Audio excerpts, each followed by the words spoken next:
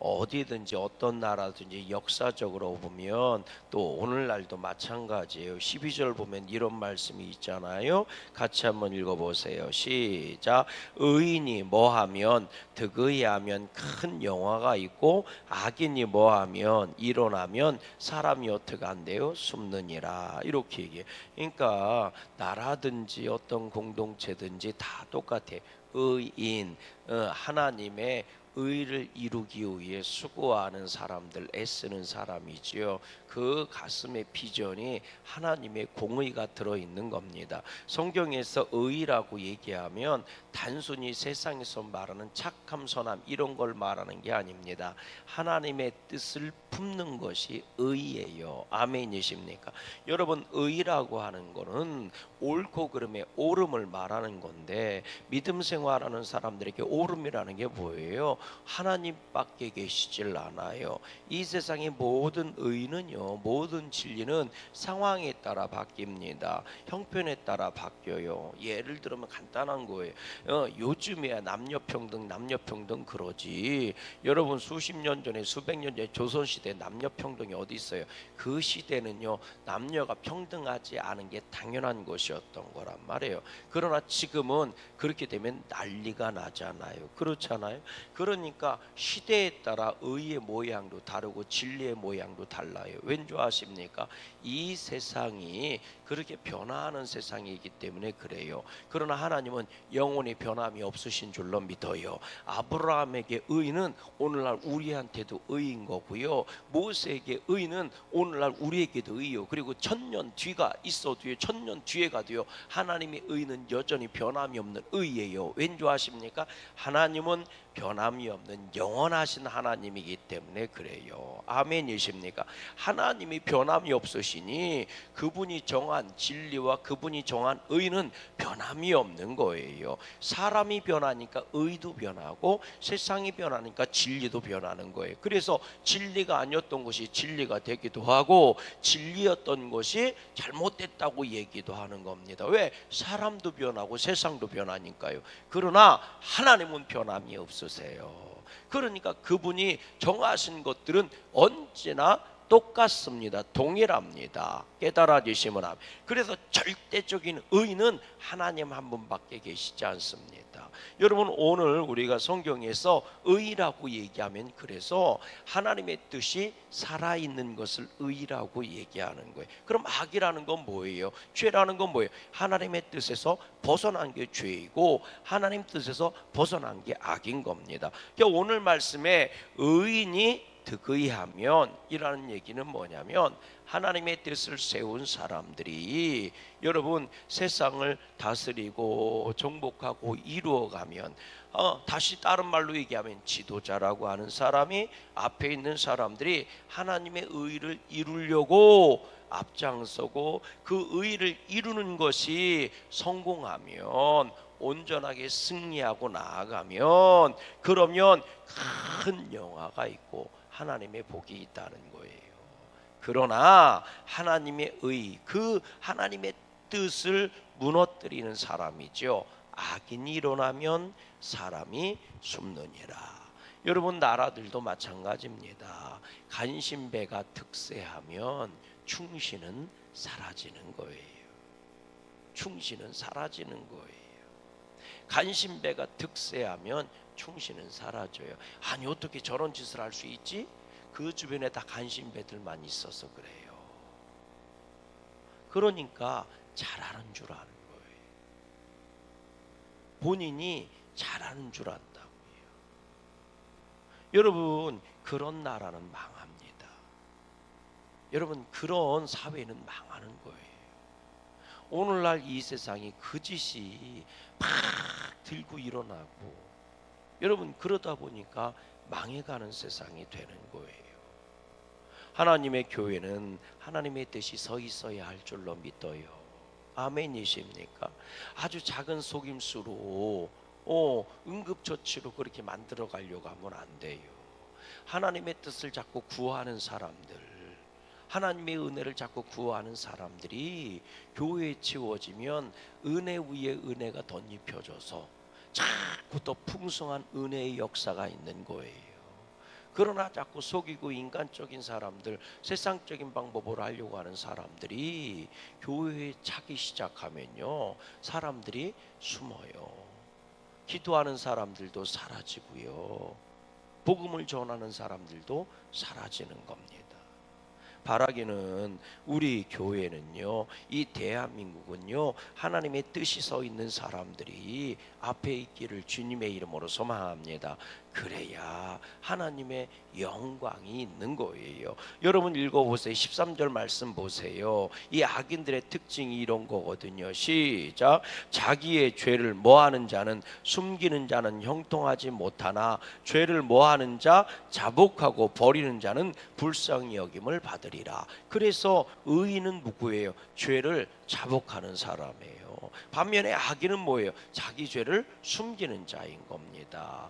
그래서 교회는요, 솔직하고 정직한 사람들이 채워져야 되는 거예요. 우리가 주님 앞에 오면 죄를, 허물을 자복하고 자백할 수밖에 없는 줄로 믿습니다. 그냥 우리가 나 죄인이에요, 용서해 주세요, 퉁치고 가는 이런 자복을 말하는 거예요. 이건 자복이 아니에요. 자복이라는 것은 구체적인 죄를 고백하는 겁니다.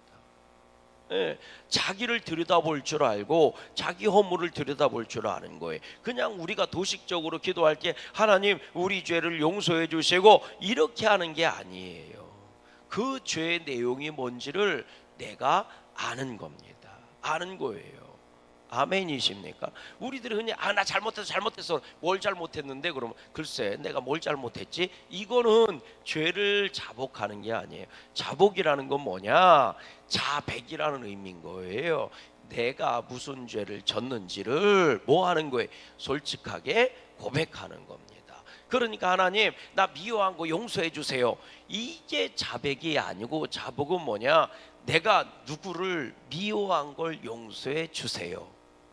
이게 자백이에요. 이게 자복입니다. 왜 그렇게 하라는 얘기냐? 뒤돌아오고 허물을 벗어버리기 위해서 주님이 허락하신 회개의 방법입니다. 그래야 내가 뭘 잘못했는지 알아야 하나님의 뜻을 구할 수밖에 없고 하나님의 은혜를 구할 수밖에 없어요.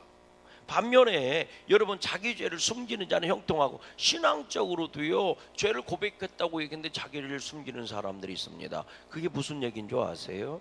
내가 그래요, 나 죄인이에요, 용서해 주세요, 이렇게 해놓고 나서요, 주변에서 권면하는 거예요. 너 그렇게 하면 안 되잖아. 그럼 내가 언제 그랬어? 혹은 안 그렇게 돼서 걔가 나쁜 짓 했으니까 나도 이렇게 하는 거지. 이거는 절대로 회개한 게 아니에요. 근데 우리들은 대부분 이렇게 반응해요. 왜? 죄를 숨기는 거예요. 죄를 숨긴다고요. 누구 앞에 숨기는 거예요? 하나님 앞에 숨기는 거예요. 내가 죄인임을 고백해 놓고 나서 너 그런 잘못했잖아 라고 누가 옆에서 얘기하면요, 벌써 난리가 나요. 내가 뭘 잘못했냐고.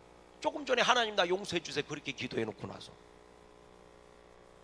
이게 죄를 속이는 거예요. 단순히 내가 누구를 숨겨 패고 안 팬 것처럼, 이게 속이는 게 아니에요. 내가 도둑질하고 나서 안 한 것처럼 딱 생떼 쓰고 있는 거, 우리는 이런 거를 가지고 자꾸 죄를 숨긴다고 얘기하는데, 여러분 그것만이 죄를 숨기는 게 아니에요. 내 죄가 뭔지도 모르면서 고백하는 게, 그것 또한 죄를 숨기는 거예요. 정말 주님 앞에 나와서 죄를 고백하고 회개하는 사람은요, 하나님께서 알게 해주세요. 너한테 무슨 허물이 있는지. 마치 거울을 보면 내 얼굴에 점이 어디가 붙어 있고 먼지가 어디 붙어 있는지 보이는 것처럼, 그러니까 우리가 뭐라고 얘기해요? 거울 좀 봐봐, 거울 좀 봐봐. 그렇게 얘기하잖아요. 뭐 내 얼굴 왜? 그럼 거울 좀 봐봐, 이 사람아, 거울 좀 봐봐. 거울을 보면 내 얼굴에 허물이 뭔지 보이는 것처럼 하나님 앞에 와서 엎드리면 보여요. 그게 자복하는 겁니다. 그래서 내 허물이 보이고 내 죄가 보여요. 이런 사람은 의로운 사람이라는 거예요.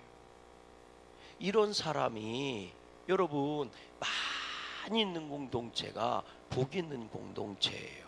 계속해서 읽어보세요. 우리 14절 말씀 읽어보세요. 14절 시작. 항상 경외하는 자는 뭐예요? 복되거니와 마음을 뭐하는 자?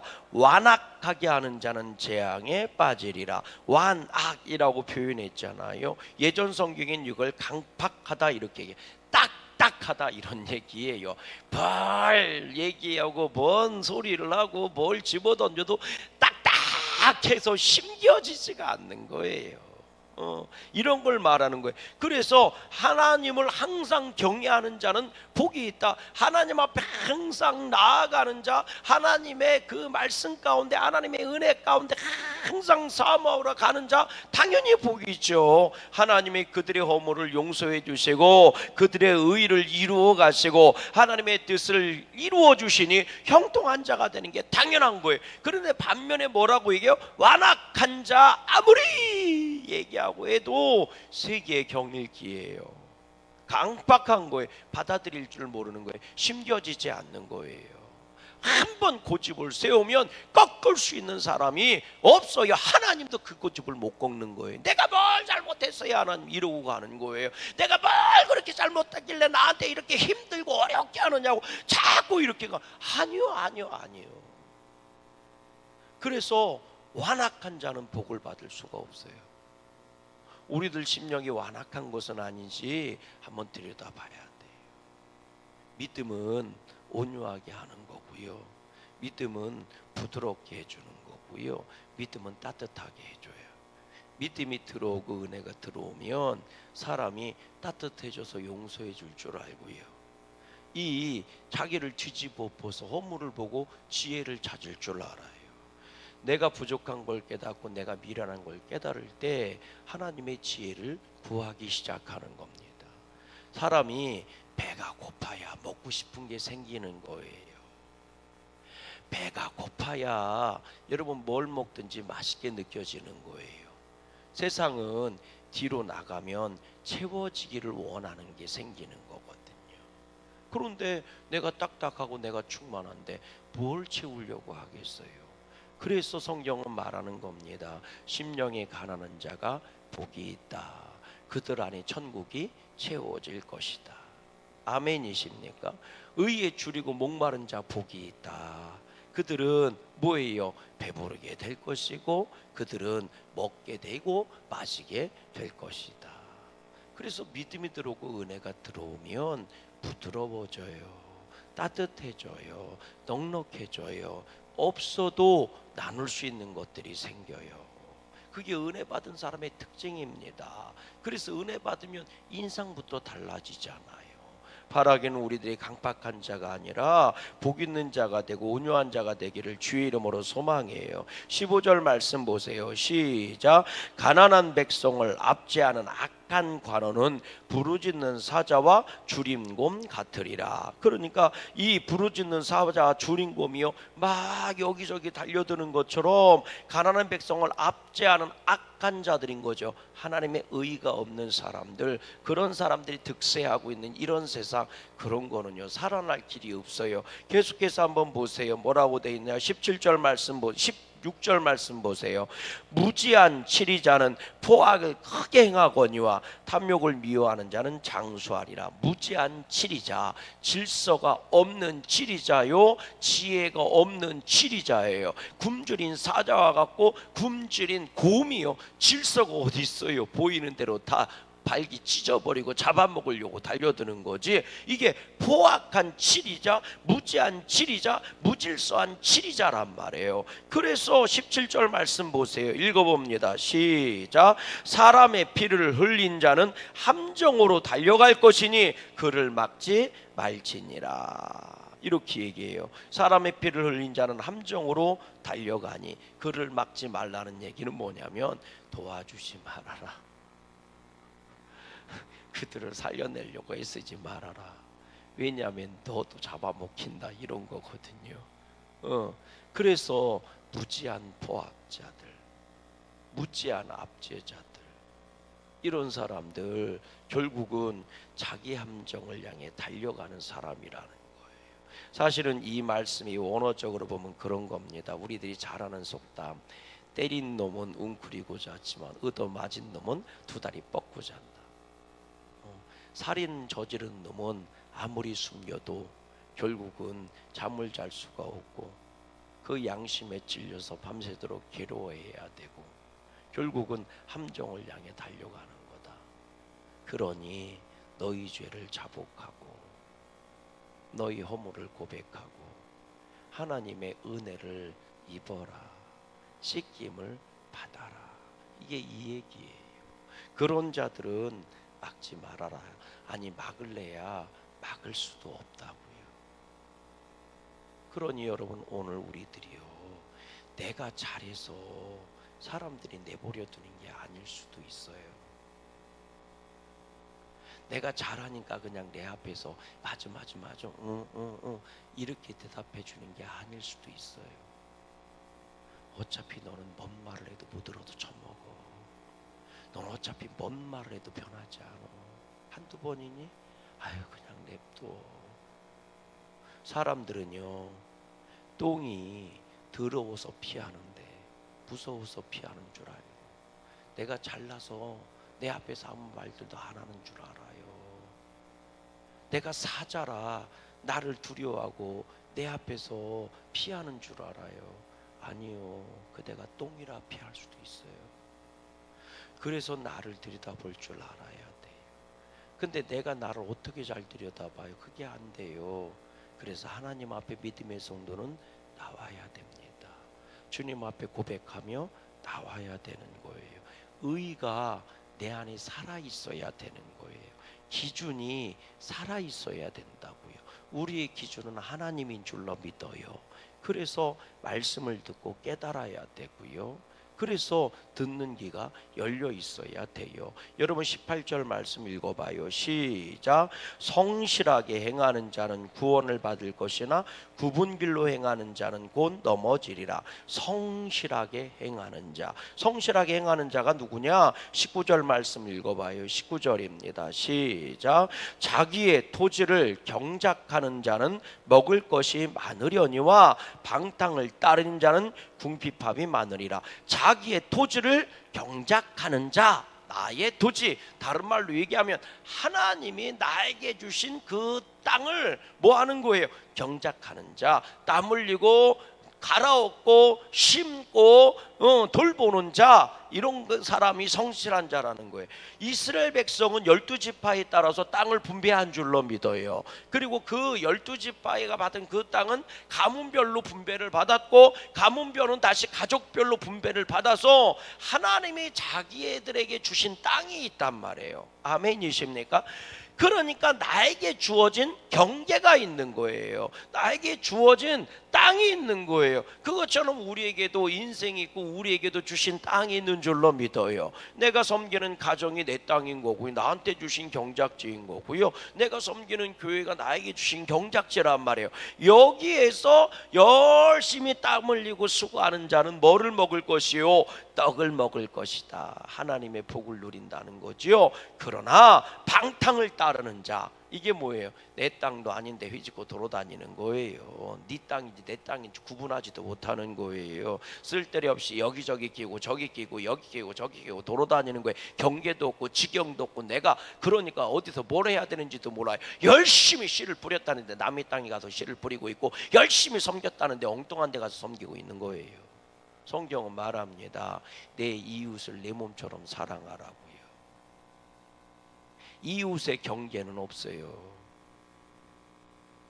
그런데 내 옆에 있는 사람이 가장 가까이 있는 내 이웃 아니겠습니까? 하나님이 나에게 주신 이웃이잖아요. 그런데 우리들은 엉뚱한 데 가서 휘짓고 돌아다니는 거예요. 하나님이 우리에게 주신 지경이 있습니다. 우리에게 있는 경계가 있다고요. 아멘이십니까? 여러분, 그것을 성실하게 경작하는 자가 떡을 먹을 것이요. 아멘이십니까? 반면에 방탕을 따르는 자, 방탕이 뭐예요? 질서가 없는 게 방탕이에요. 여자를 사랑하는데 내 아내를 사랑하는 건 방탕이 아닙니다. 근데 그걸 넘어가면 방탕이 되는 거예요. 깨달아지십니까? 여러분, 나에게 주신 지경이 있어요. 그걸 넘어가면 오지랖이라고 그러는 겁니다. 그게 방탕이에요. 질서가 없다는 거예요. 나아가야 할 때가 있고 멈춰야 할 때가 있고 돌아와야 할 때가 있고 다시 뭐예요? 시작해야 될 때가 있는 겁니다. 때가 있는 거고 장소가 있는 거고 지경이 있는 거예요. 오늘 저와 여러분들은 성실한 믿음으로 하나님이 주시는 은혜를 충만하게 입을 수 있는 복 있는 자들 되기를 주의 이름으로 소망합니다. 주일날이면 교회 와서 예배하는 게 믿는 성도들의 지경 아니겠어요? 열심히 이 주일을 복된 주일을 만드는 축복의 양구감리교회 성도님들 모두가 되시기를 주님의 이름으로 축복합니다.